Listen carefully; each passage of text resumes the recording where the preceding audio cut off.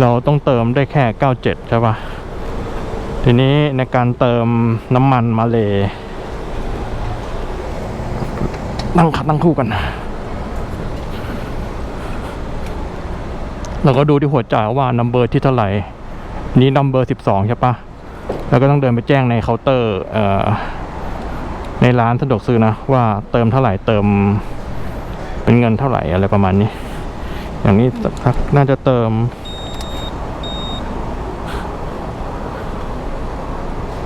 ถ้าเติมถังวันก่อนเติมประมาณ25ริงกิตมั้ง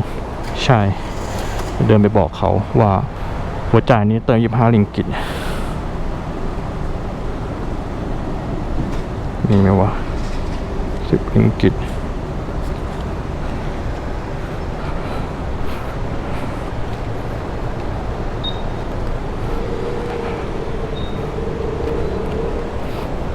เขาไม่มี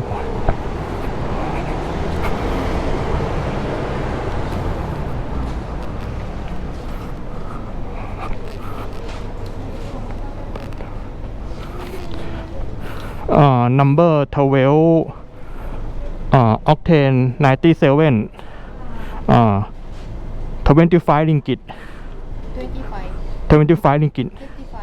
25 ฮะ no 20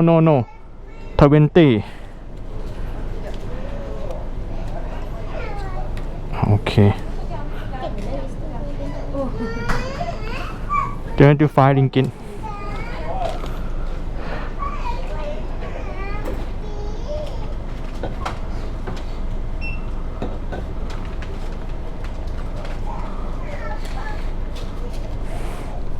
โอเคดูเงินทอนกันทอนมา75ริงกิตโอเคนี่แล้วก็เดินมาที่หัวจ่ายนะที่เราบอกที่เคาน์เตอร์ตึ๊ดเ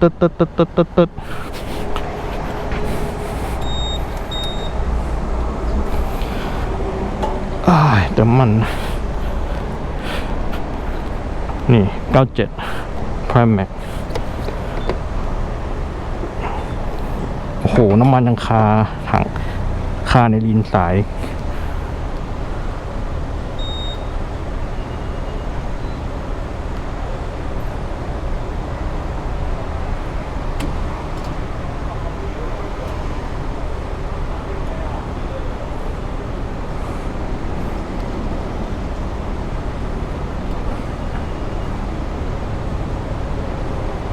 โอเค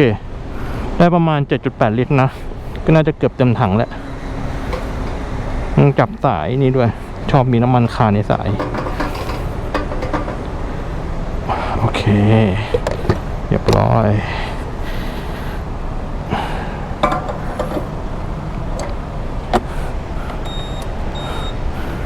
ได้มาแล้วแหละโอ้ก็เกือบก็เต็มถังอะเนาะ